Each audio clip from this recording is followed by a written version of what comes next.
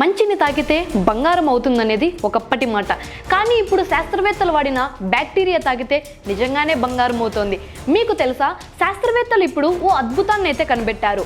ఓ సూక్ష్మజీవి విషపూరిత లోహాలను బంగారంగా మారుస్తోంది. Martin Luther విశ్వవిద్యాలయం మరియు టెక్నికల్ యూనివర్సిటీ ఆఫ్ మ్యూనిక్ శాస్త్రవేత్తల పరిశోధనే ఇది.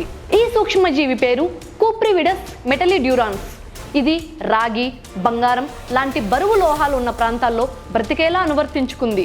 ఈ సూక్ష్మజీవి కాప్-ఏ అనే ఎంజైమ్ని అయితే విడుదల చేస్తుంది.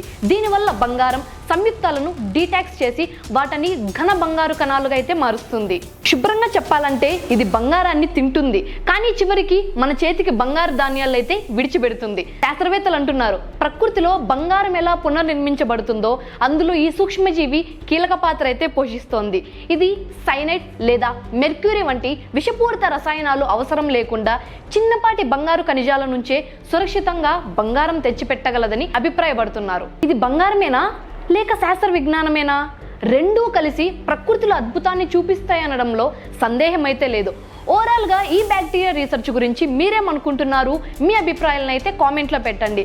అలాగే లైక్ అండ్ సబ్స్క్రైబ్ చేసి ఇంకా ఇలాంటి అద్భుతమైన ఇంట్రెస్టింగ్ ఇన్ఫర్మేషన్స్ వీడియోస్ కోసం మరన్ టీవీ తెలుగు ఛానల్ని ఫాలో అయిపోండి. I'm your Shalini Priya.